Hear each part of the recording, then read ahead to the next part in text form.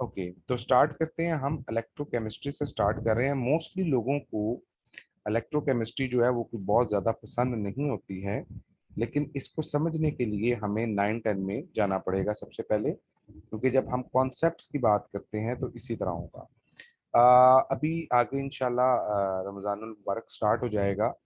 तो मेरी एक सजेशन ये थी सारों को कि अगर आप अपनी क्लास सहरी के बाद कर लेना, क्योंकि क्लास सीएसएस की है, मैं नहीं चाहता हूँ कि मैं उस वक्त की क्लास पढ़ाऊँ जब मेरी एनर्जी डाउन हो, या डेफिनेटली आप लोग भी थके होते हैं। तो it can be a good thing कि हम इसको सुबह फजर की नमाज के बाद रख लें, और बड़ा अच्छा हो जाएगा उससे इंशाल्लाह। मेरी जो मतलब ख्वाहिश है वो ये है कि मैं आपके लेक्चर मॉर्निंग फजर के बाद ना, लाइक आप 4:30 बजे रोज़ा खत्म बंद हो रहा है तो सहरी का टाइम, तो ऑलमोस्ट हम 5:15 तक नमाज पढ़ के फ्री हो जाते हैं। तो हम 5:30 बजे से लेकर इसको ऑनवर्ड स्टार्ट कर लेंगे। 5:30 बजे से लेकर 6:30 तक अगर हम इसको 1 घंटा भी दे लेते हैं तो it will be more than enough. तो इस तरह से हम कोई सर रूटीन बनाते हैं। ठीक है। जी सर, वो सर नवीद साहब भी कल यहीं बात कर रहे थे कि भाई हम जो है ना वो शहरी के बाद कर लेते हैं। तो हाँ, फिर उन्होंने कहा था कि मैं जो है ना आपसे कंसल्ट करूंगा, बिल्कुल ठीक है, आपसे बिल्कुल पूछ ठीक है। लूंगा। तो हम इसको सहरी के हमें भी बाद तो कर यही लेंगे। लगता है कि हाँ जी, ये भी ठीक हो ठीक गया है, सर। उससे ये हो जाएगा कि आप लोग भी इजी हो जाएंगे, हम लोग भी इजी हो जाएंगे। चलें, तो स्टार्ट करते हैं जी इलेक्ट्रोकेमिस्ट्री से। और इलेक्ट्रोकेमिस्ट्री में सबसे पहली चीज जो बड़ी इंपॉर्टेंट चीज है और बड़ी जरूरी चीज है, द फर्स्ट थिंग हियर कि इलेक्ट्रोकेमिस्ट्री है क्या। अगर मैं इसकी थोड़ी सी डिटेल्स आपके साथ डिस्कस करूं सबसे पहले, तो आपने याद रखना है, कभी आप खुद पढ़ रहे हैं या पढ़ा रहे हैं तो आपने इसको इलेक्ट्रॉन केमिस्ट्री कहना है। अब ये इलेक्ट्रॉन केमिस्ट्री का मतलब क्या है? केमिस्ट्री को अगर आप बिल्कुल जनरलाइज फॉर्म में डिफाइन करें तो हम इसको रिएक्शंस कह सकते हैं। आप किसी चीज का कोई रिएक्शन करते हैं तो रिएक्शंस के अंदर आपके पास तीन चीजें आती हैं। आप हमेशा पढ़ते हैं कि कोई एटम अपने आप को स्टेबलाइज करता है तीन चीजों के साथ। आइदर वो लॉस ऑफ इलेक्ट्रॉन करता है, वो गेन ऑफ इलेक्ट्रॉन करता है, या वो शेयरिंग ऑफ इलेक्ट्रॉन करता है। इन तीन चीजों के अलावा हम किसी केमिकल रिएक्शन में कुछ नहीं पढ़ते। यही तीन चीजें हैं। अब इलेक्ट्रॉन का जो फ्लो है इसको इलेक्ट्रिसिटी कहा जाता है जनरल फिजिक्स के अकॉर्डिंग। तो जब कभी हम डिस्कस करेंगे, इसको हम कह देंगे electricity, flow of electron is called electricity. तो हमने ये बात जहन में रखनी है कि हमने जब कभी इलेक्ट्रोकेमिस्ट्री को स्टडी करना है तो हम शेयरिंग ऑफ इलेक्ट्रॉन्स को डिस्कस नहीं कर रहे। मैं इसको निकाल देता हूँ। हमने यहाँ पर लॉस ऑफ इलेक्ट्रॉन देखना है और गेन ऑफ इलेक्ट्रॉन देखना है।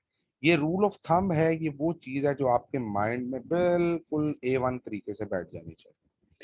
अब जब हम कहते हैं लॉस और गेन ऑफ इलेक्ट्रॉन्स को, तो यहाँ से हमारी जो थोड़ी सी चीज है वो आगे की तरफ चलती है। मिसाल के तौर पे हमारे पास ऑक्सीडेशन एक प्रोसीजर है। आप क्योंकि सारे तकरीबन केमिस्ट्री को ग्रेजुएशन लेवल तक पढ़ चुके हैं, तो ऑक्सीडेशन में हम ऑक्सीजन और हाइड्रोजन की तरफ नहीं जा रहे, हम सिंपली लॉस ऑफ इलेक्ट्रॉन की बात करें। और जब कभी हम बात करते हैं रिडक्शन की, तो रिडक्शन का मतलब होता है गेन ऑफ इलेक्ट्रॉन। कुछ बेसिक चीजें हैं जो आपने याद रखनी हैं। उनमें से हम सबसे पहले चले गए कि आपके पास इलेक्ट्रोकेमिस्ट्री क्या है, फ्लो ऑफ इलेक्ट्रॉन्स है जो इलेक्ट्रिसिटी कहलाता है, loss and gain of electrons आ जाते हैं। We can have oxidation, we can have reductions. तो जब हम ऑक्सीडेशन और रिडक्शंस को स्टडी करते हैं तो हमारे पास लॉस ऑफ इलेक्ट्रॉन और गेन ऑफ इलेक्ट्रॉन है। मैं अभी हाइड्रोजन और ऑक्सीजन की तरफ नहीं जा रहा, because we are not going to deal with it in this portion. तो हम इसको यहाँ से याद रखेंगे। अब यहाँ से हमारे पास जो कुछ बेसिक चीजें हैं ऑक्सीडेशन और रिडक्शन को लेकर, वो क्या है? ऑक्सीडेशन हमेशा होती है एनोड पे, और रिडक्शन हमेशा होती है कैथोड पे। एक तरफ से लूज हो रहे हैं, एक तरफ पे गेन हो रहे हैं, ये आपकी टोटल इलेक्ट्रोकेमिस्ट्री है। अब वो लूज कैसे हो रहे हैं या वो गेन कैसे हो रहे हैं, इस चीज को स्टडी करने के लिए हमारे पास दो सेल्स मौजूद हैं। यहां तक किसी को कोई क्वेश्चन है तो पूछिए, अगर नहीं है तो मैं इससे ऑनवर्ड मूव करता हूं। अच्छा सर, ये जरूरी है कि ऑक्सीडेशन हमेशा जो है ना वो एनोड पे और रिडक्शन हमेशा कैथोड पे हो? जी, ऑक्सीडेशन हमेशा एनोड पे होती है और रिडक्शन हमेशा कैथोड पे होती है। इनको नाम ही उनके लॉस और गेन की वजह से दिए गए हैं। कई लोग ना इसको चार्जेस में कंफ्यूज करते हैं, मैं इंशाल्लाह आज कोशिश करूंगा, क्योंकि ये इलेक्ट्रो के जो ये ना असल में वो टॉपिक्स हैं जो काफी लाइक डिफिकल्ट किस्म के होते हैं, और स्टूडेंट्स को मोस्टली इसलिए समझ नहीं आती कि कई चीजें जो है ना उसमें आगे पीछे हुई होती हैं। तो खैर इंशाल्लाह ये आज आपको इसके बाद नहीं आप भूलेंगे होपफुली। तो यहाँ से जो हमने ऑक्सीडेशन और रिडक्शन को आपने रट्टा लगा लिया कि एनोड पे होनी ऑक्सीडेशन है और कैथोड पे होनी रिडक्शन है। चार्जेस अभी याद नहीं करने, चार्जेस मैं आपको समझाता हूँ कैसे याद करने हैं। यहाँ से हमें दो किस्म के इलेक्ट्रो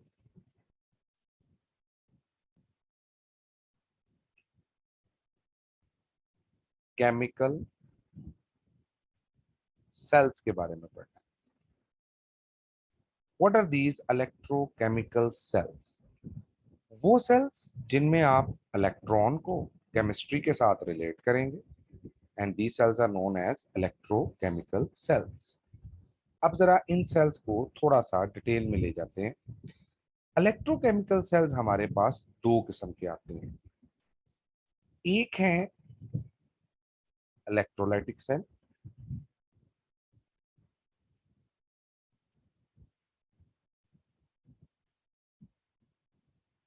और दूसरे हैं गैल्वेनिक और वोल्टिक सेल्स। अब जो इलेक्ट्रोलाइटिक सेल्स हैं और गैल्वेनिक और वोल्टिक सेल हैं, इन दोनों का फंक्शन एक ही है। किस तरह से कि दोनों में ऑक्सीडेशन और रिडक्शन हो रही है, लेकिन जब कभी आपके सामने इलेक्ट्रोलाइटिक सेल की डिस्कशन आएगी तो याद रखेंगे इलेक्ट्रोलाइटिक सेल वो सेल है जिसमें नॉन स्पॉन्टेनियस, और अगर आप में से कोई जरा हाई लेवल इंग्लिश पढ़ा हुआ है तो उसको स्पॉन्टेनियस भी पढ़ते हैं, तो मैं जरा पेंडू आदमी हूँ तो मैं इसको स्पॉन्टेनियस ही पढ़ूंगा। तो ये स्पॉन्टेनियस पढ़ते हैं, स्पॉन्टेनियस भी पढ़ते हैं, तो electrolytic cell non spontaneous cells होते हैं। और इनके अंदर हम क्या करते हैं, हम इलेक्ट्रिसिटी से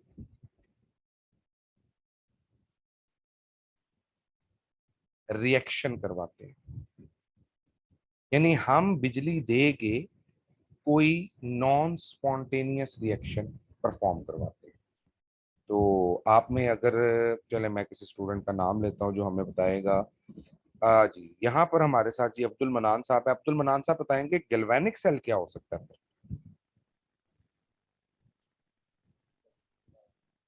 जी, शाबाश। अच्छा, अगर वो नहीं है क्लास में तो कौन मौजूद है जी? हाँ जी, ईशा बता देंगी जी, शाबाश। कोई एक बता दे भाई। Sir, galvanic cell are spontaneous cells in which chemical energy is used to drive a chemical to convert into electrical energy. Very good. अब यहाँ पर हम क्या कर रहे हैं, हम रिएक्शन कर रहे हैं,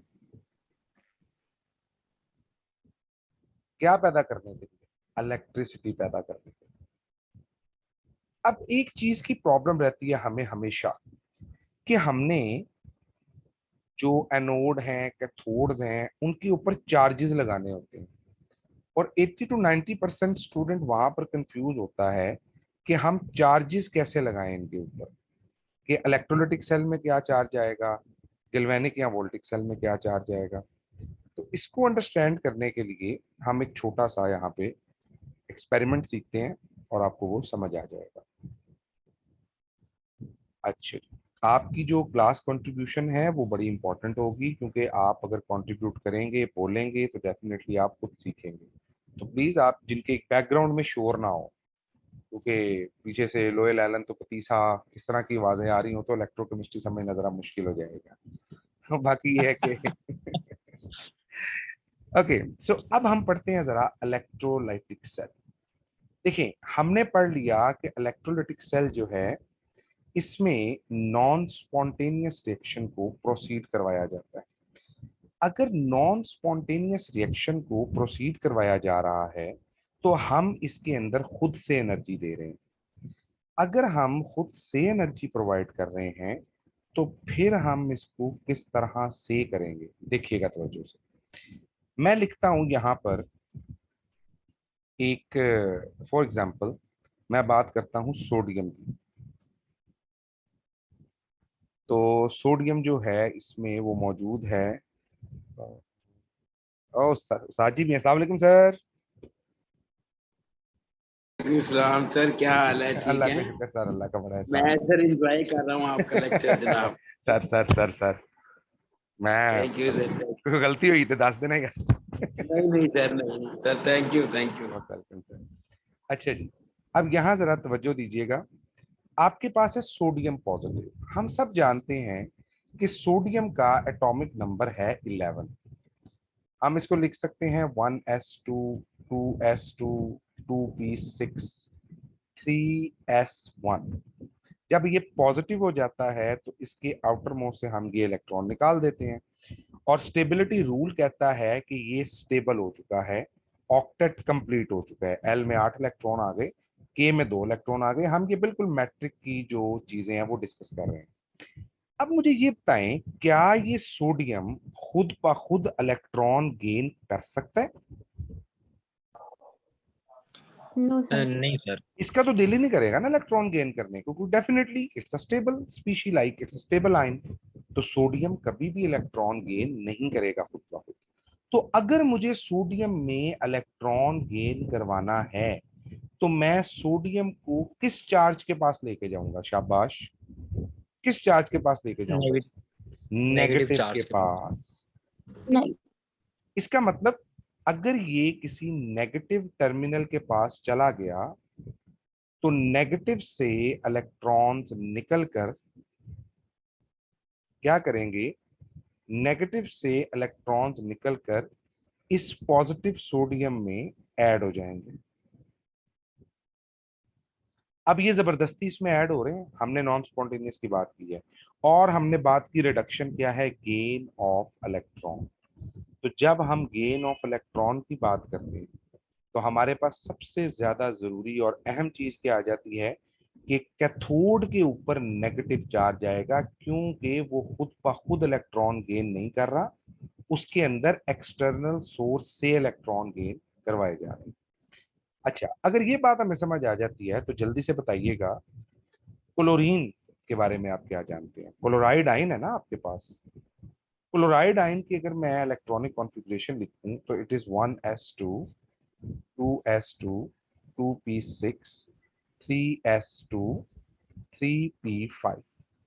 अब यहाँ पर अगर आप देखें तो इसका ऑक्टेट यहाँ पर कंप्लीट है। यहाँ पर जाके इसके m के अंदर 7 इलेक्ट्रॉन्स हैं। इसने एक इलेक्ट्रॉन गेन किया हुआ है डेफिनेटली, तो ये एक नेगेटिव 8 आयन हो है। जाए। अब ये ऑक्टेट कंप्लीट है, तो क्या ये अपना इलेक्ट्रॉन खुद ब खुद लूज करेगा? Definitely not. डेफिनेटली नहीं, नॉट। तो जब नहीं ये करेगा। नहीं करेगा तो हमें क्या करना पड़ेगा? हमें एनर्जी लगानी पड़ेगी इसका इलेक्ट्रॉन लूज करवाने के लिए, ताकि ये अपने अंदर से जो इलेक्ट्रॉन है वो लूज करे। तो अगर मैं इसका इलेक्ट्रॉन लूज करवाना चाहता हूं, एक नेगेटिव चार्ज है, तो सर किस, क्लोरीन इलेक्ट्रॉन लूज करेगा। जी क्लोरीन इलेक्ट्रॉन लूज करेगा। किस ये तो रिएक्शन गेन में? करता मैं है। क्या हाँ। बता रहा हूं, हम नॉन स्पॉन्टेनियस रिएक्शन की बात कर रहे हैं ना। ऐसा रिएक्शन हम्म। जो अपने आप नहीं होता। और देखें, क्लोरीन किसी की जरूरत नहीं है क्लोरीन से इलेक्ट्रॉन निकालने, अनलेस कि आप उसको किस चार्ज के साथ अटैच करें? Positive charge. Negative. Positive very charge positive. के साथ। और जब ये पॉजिटिव के साथ अटैच होता है तो डेफिनेट सी बात है बेटा, यहाँ पे क्लोरीन जो है वो इसके पास जाएगा और अपना इलेक्ट्रॉन इस जो पॉजिटिव चार्ज है वहां पे जाकर लूज कर देगा। अच्छा ये देखें, इलेक्ट्रॉन यहां लूज हुआ और इस पोर्शन को हमने कहा जहां इलेक्ट्रॉन लूज हो रहा है, हमने यहाँ रट्टा लगा लिया था बच्चों की तरह कि जहां इलेक्ट्रॉन लूज हो गया वो एनोड है, तो एनोड। हमने एनोड कह दिया और ये कैथोड है। तो जल्दी से बताएंगे एनोड पे कौन सा चार्ज आता है, पॉजिटिव, और कैथोड पे कौन सा पॉजिटिव। चार्ज आता है, नेगेटिव। नेगेटिव। और देखें आयंस को अगर मैंने मूव करवाना हो तो आयंस को मैं हवा में तो मूव नहीं करवा सकता ना, मुझे क्या चाहिए होता है उसके लिए, कोई सॉल्वेंट सॉल्वेंट चाहिए होता है, यस कोई सर, मुझे उसके लिए इलेक्ट्रोलाइट। इलेक्ट्रोलाइट चाहिए होता है, शाबाश। और यहाँ पे बेहतरीन इलेक्ट्रोलाइट कौन सा हो सकता है? NaCl। Sir potassium KOH, potassium अस्तगफिरुल्लाह। ओ भाई इलेक्ट्रोलाइट वाटर होगा ना अल्लाह के बंदो, आज सॉल्वेंट नहीं ऐड करना इसमें। तो ये वाटर इसमें मौजूद है। And salt water is a great conductor of electricity. Sodium gain कर रहा है, क्लोरीन लूज कर रहा है। ये इलेक्ट्रॉन देखें, क्या ये यहाँ पे चलना नहीं शुरू हो गए? तो अगर यस सर। आपको थ्री इडियट मूवी याद हो तो आपको पता होना चाहिए कि salt water is a great conductor of electricity. तो आप देखें फ्लो ऑफ इलेक्ट्रॉन्स बन गया, लेकिन ये फ्लो, ये जो लॉस और gain of electron in sodium and chlorine हो रहा है, ये अपने आप नहीं हो रहा, बल्कि हम एक्सटर्नल सोर्स दे रहे हैं। ऐसे सेल को क्या नाम दिया जाता है? Electrolytic cell. Electrolytic cell. शाबाश। अब चलते हैं इससे अगले सेल की तरफ, और वो जो सेल है वो है हमारा गैल्वेनिक सेल। अब गैल्वेनिक सेल क्या है? गैल्वेनिक सेल एक ऐसा सेल है जिसके अंदर आप किसी केमिकल रिएक्शन के जरिए पैदा करेंगे। देखें, गैल्वेनिक सेल में हमें कोई एक्सटर्नल सोर्स नहीं चाहिए। जब कभी मैं गैल्वेनिक सेल की बात करूंगा तो सबसे पहली चीज जो मुझे माइंड में आनी चाहिए वो होना चाहिए स्पॉन्टेनिटी, यानी स्पॉन्टेनियस रिएक्शन होगा, खुद ब खुद रिएक्शन होगा। अब अगर मेरे पास फर्ज करें जिंक मौजूद हो, जिंक का एटॉमिक नंबर होता है 30। आप जानते हैं डी ब्लॉक एलिमेंट है, और ये non typical D block element है क्योंकि इसकी प्रॉपर्टीज बाकी डी ब्लॉक से नहीं मिलती। और आपको ये भी याद होना चाहिए केमिस्ट्री में कि जिंक जो है ये कलर कंपाउंड्स नहीं बनाता, क्योंकि इसमें जो ट्रांजिशन बिटवीन स्टेट्स होती है, डी ट्रांजिशन, वो DD नहीं होती। ट्रांसफर। तो तो जिंक 30 है, मैं इसको लिख लेता हूँ आर्गोन तक। आर्गोन तक मेरे पास 18 इलेक्ट्रॉन आ गए, और उसके बाद आ गया 3d10 4s2। अब इसके आउटर मोस्ट शेल में 2 इलेक्ट्रॉन्स हैं, क्या ये स्टेबल हो सकता है? जी सर, डुप्लेट रूल। नहीं, जब डुप्लेट सिर्फ नहीं, के पे ऑक्टेट अप्लाई रूल। होता है, यस याद सर। रखें डुप्लेट Yes, के sir. पे अप्लाई होता By है। the loss of 2 electron. जी, अब जिंक अपने आप को स्टेबल करेगा by the loss of 2 electrons, और जिंक को रोकने वाला कोई माई का लाल ऐसा एलिमेंट नहीं है जो इसको रोके अभी, क्योंकि जिंक की कोशिश है कि मैं इलेक्ट्रॉन लूज करूं और भाई मैं अपने आप को स्टेबल करूं। इसका मतलब हमने इसको नहीं कहा जिंक को इलेक्ट्रॉन लूज करो, जिंक भाईजान ने खुद ही इलेक्ट्रॉन लूज कर दिए। अब जैसे ही इसने इलेक्ट्रॉन लूज किए, अब ये देखिएगा, जिस जगह पर इलेक्ट्रॉन लूज होंगे क्या वहां इलेक्ट्रॉन ज्यादा नहीं हो जाएंगे? Yes sir. तो ये देखें, अगर मैं यहां बनाता हूं इसको, ये फर्ज करें एक जिंक का रॉड है, तो जिंक ऑटोमेटिकली इलेक्ट्रॉन लूज कर रहा है। जब आप इस तरह के सेल्स को पढ़ेंगे तो आप देखेंगे कि ये सेल्स कुछ इस तरह के बने होते हैं। ये आपके पास एक रॉड होता है ऐसे, और इसको डिप किया जाता है किसी सॉल्यूशन में, जैसे मैं ये चलो बना लेता हूँ, जस्ट मिनट।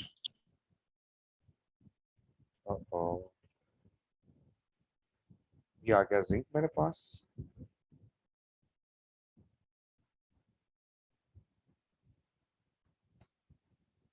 और ये जिंक जो है किसी सॉल्यूशन में मौजूद है। और कोई बता सकता है आप में से जिंक किस सॉल्यूशन में मौजूद होगा? शाबाश। जिंक किस सोल्यूशन में मौजूद होगा? Sir zinc zinc sulphate. शाबाश, जिंक सल्फेट में। अच्छा, ये जिंक सल्फेट में क्यों डिसॉल्व होता है? क्वेश्चन है मेरा। सर क्योंकि वो इलेक्ट्रोलाइट है, वो आयंस में कन्वर्ट हो जाता है। आप कॉपर सल्फेट भी तो रख सकते हैं। Why zinc sulphate? जो हम सर रॉड ले जिंक रहे हैं उसी का जिंक, उसी का सोल्यूशन क्यों लेते हैं? ताकि आयंस एक्सचेंज ना हो। नहीं, ऐसी कोई बात नहीं होती। एक और चीज है, आप बहुत करीब हैं उस बात के। सर हमने जिंक के आयंस को मूव करवाना है, इसको मूव करवाना है, जिंक के आयंस को, जिंक के मतलब आयन। सर उनमें से वो जो इलेक्ट्रॉन। इलेक्ट्रोड इलेक्ट्रोकेमिकल सीरीज में ना, आई थिंक जो कॉपर का इलेक्ट्रोड पोटेंशियल होता है ना, वो जिंक से मेरे ख्याल में ज्यादा होता है। हम इलेक्ट्रोकेमिकल सीरीज की तरफ तो अभी गए ही नहीं है। हम डिस्कशन ये कर रहे हैं कि जो आपका जिंक है उसमें जिंक सल्फेट का ही क्यों, मैं इसमें पोटाशियम क्लोराइड का सोल्यूशन क्यों नहीं ले लेता? सर वो ज्यादा रिएक्टिव हो जाता। इस तरह ज्यादा रिएक्टिव हो जाता? आपने कहीं पढ़ा है ये वाला? सर जी, जिस सर, तरह से जिंक 2 मैं इलेक्ट्रॉन्स लूज आंसर कर रहा है, ठीक है, जी जी, तो श्योर वो श्योर, ऑक्सीजन जिसको गेन करेगा। सर जिंक सल्फेट हम सोल्यूशन में इसलिए यूज कर रहे हैं क्योंकि आपका जो इलेक्ट्रोड है वो मेड अप ऑफ जिंक है, और मोस्टली इलेक्ट्रोड के अकॉर्डिंग ही मेरा इलेक्ट्रोलाइट जो है क्वेश्चन हमें यूज यही करना है कि चाहिए हम फॉर उसके the better oxidization of that नहीं नहीं, इलेक्ट्रोड। ओहो, मेरा क्वेश्चन ये है, why we are only taking zinc here? हम यहाँ पर कुछ और देखें, लेना तो वही चाहिए, लेकिन लेना क्यों चाहिए? सर ऑक्सीडाइजिंग पावर जो जिंक की वो ज्यादा है, इसलिए आप उसे यूज कर रहे हैं, और अच्छा, जिंक अगर जिंक किसी कैन चीज, इजीली लूज इलेक्ट्रॉन्स। अच्छा ये अगर मैं इसे कॉपर है, सिल्वर नाइट्रेट ओके के ओके, साथ कंपेयर सपोज करती। सपोज सपोज, ओके मैं आपकी बात समझ हाँ गया जी, हूँ। सॉरी। मुझे ये बताएं, नहीं इट्स ओके, अगर मेरे पास कॉपर है तो मैं कॉपर सल्फेट का सोल्यूशन क्यों लूंगा? तो आप कॉपर के लेंगे? क्यों? क्योंकि मेरा यही आंसर होगा, क्योंकि मेरा जो इलेक्ट्रोड है वो कॉपर का है, और ये इलेक्ट्रोड के एग्जांपल्स पे ही सॉल्यूशन चूज करूंगी मैं। यही तो कॉन्सेप्ट है कि हम वही क्यों सर ले रहे हैं। सर क्योंकि सर जो देखिए, आयंस ये मूव गैल्वेनिक करना सेल है। है, इसमें हमने सॉल्ट ब्रिज यूज करना है, और सॉल्ट ब्रिज में कनेक्टिविटी क्रिएट करनी है दोनों सॉल्यूशंस के दरमियान। दोनों के पास सल्फेट चार्जेस होंगे जो एक साइड से दूसरी साइड मूव करेंगे, और आप आयंस भी मूव बहुत आगे करेंगे। चले गए हैं, इतना लंबा आंसर नहीं है। देखें, चले मैं आपको बताता हूँ, हो सकता है जो आप जिस लिटरेचर से आपने पढ़ा है उधर ये बात लिखी जरूर होगी। देखें, मेरे पास है जिंक, सबसे पहले जिंक का फंक्शन समझिए। जिंक ने 2 इलेक्ट्रॉन लूज किए और ये ऑक्सीडाइज हो गया। यहां तक तो ठीक। सारे मुत्तफिक हैं कि ये ऑक्सीडाइज हो रहा है, और जी। हम पढ़ के आए हैं कि ऑक्सीडेशन हमेशा कहाँ होती है? एनोड पे। एनोड पर। अच्छा ये बताएं, यहाँ पर जो एनोड मौजूद है, क्या उसके ऊपर चार्ज नेगेटिव आएगा कि पॉजिटिव आएगा? नेगेटिव आएगा। शाबाश, क्यों नेगेटिव आएगा? सर क्योंकि ये एनोड जब इलेक्ट्रॉन लूज हो रहे हैं। इलेक्ट्रॉन लूज करता है ना, तो हाँ, उसके ऊपर एक बिल्डअप चार्ज हो जाता है, जिस बेस पे हमें एज अ अपीयरेंस में वो नेगेटिव शो होना स्टार्ट हो जाता है। शाबाश, वेरी गुड, बिल्कुल ठीक कह रहे हैं आप। अच्छा जी, आपकी फिजिकल केमिस्ट्री तो नहीं रही कहीं पे? जी सर, पढ़ी थी। नहीं नहीं, पढ़ी तो सबने थी, मतलब कुछ स्पेशलाइजेशन या कोई ऐसी चीज? नहीं नहीं, स्पेशल नहीं, उसमें नहीं है, इंडस्ट्री में है मेरी। अच्छा, इंडस्ट्री में है, ठीक है। वैसे ये अप्लाइड केमिस्ट्री में गिवन है, ये चीजें जो आप बता रहे हैं ना, लिखी हुई हैं, लेकिन आप जरा कॉन्सेप्ट समझें। कॉपर जो है, अगर कॉपर का आयन है मेरे पास, तो कॉपर है 29, D9 सिस्टम है, 2+ है। आर्गोन तक 18 इलेक्ट्रॉन कंप्लीट है मेरे पास। उसके बाद आ गया 3D9 4S0। अब आपको पता है कि कॉपर 2 इलेक्ट्रॉन गेन करके कॉपर मेटल में चले जाता है, और जब ये मेटेलिक बॉन्ड बनाता है तो ये काफी ज्यादा स्टेबल हो जाता है। तो ठीक। कॉपर की कोशिश है वो 2 इलेक्ट्रॉन गेन कर लें। अब यहां से इलेक्ट्रॉन निकले और वो इस कॉपर रोड में आ गए। अब कॉपर के पास ये जो कॉपर यहां पर मौजूद है, ये इस जगह से जाके इलेक्ट्रॉन गेन करने की कोशिश कर रहा है। कि जितना कॉपर आयन यहाँ पे मौजूद है, 1 मोलर सॉल्यूशंस आपने ऐड किए हुए हैं, वो यहाँ से जा इलेक्ट्रॉन गेन करने की कोशिश कर रहे हैं। यही वो पॉजिटिव चार्ज है जो यहाँ से इलेक्ट्रॉन्स को इधर खींचने पे मजबूर कर रहा है वाया दिस रॉड। यहाँ से जिंक क्यों इलेक्ट्रॉन लूज कर रहा है? क्योंकि यहाँ खींचने वाला मौजूद है। अगर यहाँ गेन करने वाला नहीं होगा तो जिंक कभी भी इलेक्ट्रॉन यहाँ से लूज नहीं कर सकता। नहीं कर। इसका मतलब अगर यहाँ पे मैं एक स्विच लगा दूं, तो जब तक मैं स्विच ऑन नहीं करूंगा मेरा रिएक्शन स्टार्ट नहीं होगा। ये पहली बात समझ आई। अब हम जिंक सल्फेट का सोल्यूशन ही क्यों ले रहे हैं? फर्ज करें मैंने यहाँ ले लिया कॉपर सल्फेट का सोल्यूशन, तो भाई कॉपर का पोटेंशियल ऐसा है कि वो जिंक से यहीं से इलेक्ट्रॉन लेना शुरू कर देगा, बजाय इसके कि इलेक्ट्रॉन इस रॉड में जाएं, वो क्या करेगा, वो यहीं से इलेक्ट्रॉन लेना शुरू कर देगा। और फर्ज करें मैं ऐसा एलिमेंट लगा देता हूं जिसका पोटेंशियल जिंक से ज्यादा इलेक्ट्रॉन लूज करने का, तो फिर क्या होगा, जिंक के इलेक्ट्रॉन प्रॉपरली लूज नहीं करेंगे। इसकी वजह से क्या प्रॉब्लम आएगी? प्रॉब्लम ये आएगी कि आपके पास जो सोल्यूशन है उसके अंदर इंटरनल इलेक्ट्रोलाइट्स या इंटरनल कंडक्टेंस स्टार्ट हो जाएगी। इंटरनली वो ऊपर वाले बाहर वाले सर्किट में जाने की बजाय आपस में ही इधर ही मिक्स मुक्स हो जाएंगे, जिसकी वजह से क्या प्रॉब्लम होगी, जिसकी वजह से सर्किट में करंट फ्लो नहीं करेगा। इसलिए जो रॉड है उसी तरह का आपको सोल्यूशन लेना पड़ता है एट द वेरी स्टार्ट। यहां तक बात समझ आ गई? जी सर। Yes, sir. अच्छा, अब यहां से ये बताएं, मेरा एक क्वेश्चन हो रहा है, ये जो हमारे पास कॉपर है, बड़ा इंपॉर्टेंट पॉइंट, जब कॉपर इलेक्ट्रॉन गेन कर लेगा तो कॉपर तो इस रॉड के साथ चिपकता नहीं जाएगा। किसी ने मैट्रिक मूट्रिक कभी पढ़ाया हो तो उसको पता होगा कि ये कॉपर तो इसके साथ चिपकना शुरू हो जाएगा सारा। तो मुझे ये बताएं, जब कॉपर इस रॉड के साथ चिपकना शुरू हो जाएगा तो क्या ये कॉपर आयन कम नहीं हो जाएंगे? और जब कॉपर आयन कम हो जाएंगे तो सल्फेट आयन बढ़ जाएंगे और यहाँ पर जिंक आयन बढ़ जाएंगे। तो क्या कंडक्टेंस ऐसा मुमकिन है कि एक तरफ पॉजिटिव सोल्यूशन हो जाए, एक तरफ नेगेटिव सोल्यूशन हो जाए और कंडक्टेंस होती रहे? क्योंकि दोनों सॉल्यूशंस का न्यूट्रल होना बड़ा जरूरी है। बात तो फॉलो सर कर रहे हैं? इसीलिए तो सॉल्ट ब्रिज यूज करेंगे दैट्स द ना। पॉइंट। हम यहाँ पर फिर सॉल्ट ब्रिज इस्तेमाल करेंगे। हम क्या करेंगे, हम यहाँ पर एक सॉल्ट ब्रिज ही लगाते हैं और ये सॉल्ट ब्रिज क्या करता है, इस सॉल्ट ब्रिज का फंक्शन होता है आयंस को, हम यहाँ Connectivity. पे यूज कर रहे हैं पोटेशियम क्लोराइड के positive and Cl negative. Zinc यहाँ पर बढ़ गए हैं तो क्लोराइड्स यहाँ पर मूव करेंगे, यहाँ पर सल्फेट बढ़ गए हैं तो कॉपर मूव करे, पोटाशियम मूव करेंगे, ताकि क्या किया जा सके, टोटल सोल्यूशन को न्यूट्रलाइज किया जा सके। ये बात समझ आई आप लोगों को? सॉल्ट ब्रिज का function. Sir but I have a question जी सर। जी, सर जो KCl है ये तो हमने इनर्ट यूज करना है। इनर्ट मींस ये तो रिएक्टिविटी करेगा ही नहीं। डेफिनेटली हम यहाँ रिएक्टिविटी तो कर ही नहीं रहे, हम तो सोल्यूशन को बैलेंस कर पर रहे हैं। सर मेरे स्कूल ऑफ थॉट्स के अकॉर्डिंग ये है कि जो सॉल्ट ब्रिज में जो KCl हम यूज करते हैं वो सिर्फ ईज प्रोवाइड करता है एक साइड के केमिकल को दूसरी साइड पे आयंस में वो मूव मैनेज करने का। करता है जस्ट, वो रिएक्शन तो कर ही नहीं। देखिए रिएक्शन अगर सोल्यूशन में हो जाएगा तो इलेक्ट्रॉन्स को क्या जरूरत है बाहर जाने की? भाई ये ए गांव में रहता है, ये बी गांव में रहता है, इसको ए वाले को बी गांव में रिश्ता करने की क्या जरूरत है? अगर इसके अपने चाचे बाबू में इनका, मतलब सिंपल सी बात कर रहा हूँ, ये तभी बाहर जाएंगे ना जब इंटरनल कोई रिएक्शन नहीं हो रहा। The same is the thing है कि जब तक ये आपस में यहाँ से इलेक्ट्रॉन लूज गेन कर सकते हैं अंदर ही, तो ये इलेक्ट्रॉन तो फ्लो ही नहीं करेगा।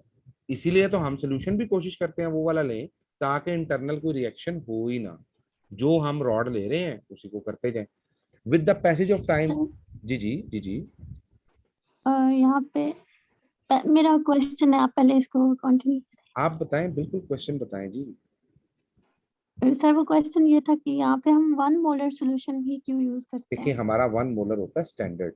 आपने केमिस्ट्री में कोई कैलकुलेशन करनी हो तो आप 1 मोलर सोल्यूशन से चलते हैं। देखिए मैं 2 मोलर 3 मोलर ले लूंगा, कल को जब मैं इस पे फैराडेज लॉ अप्लाई करूंगा या कोई और चीज अप्लाई करूंगा तो मैं उस लॉ को जस्टिफाई कैसे करूंगा? मुश्किल हो जाएगा जी ना सर। मेरे लिए, इसलिए।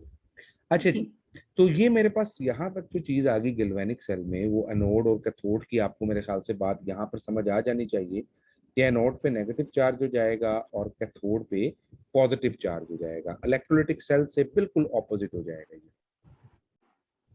Yes sir. अच्छा, अब ये जो सॉल्ट ब्रिज लगा लगा हुआ है, इसको क्या कहते हैं? इस पूरे सेल का एक नाम है। डाइनियल सेल। Galvanic. हम्म, सर वोल्टिक डाइनियल। डायनियल सेल्स क्या होते हैं? हम्म,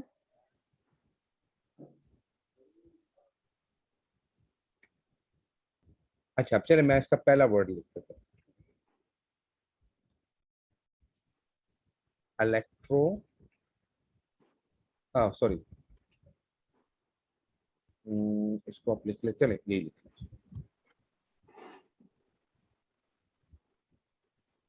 गैल्वेनिक सेल्स, ये गैल्वेनिक सेल है ना, गैल्वेनिक सेल विद, आगे वर्ड पूरा करें क्या आएगा,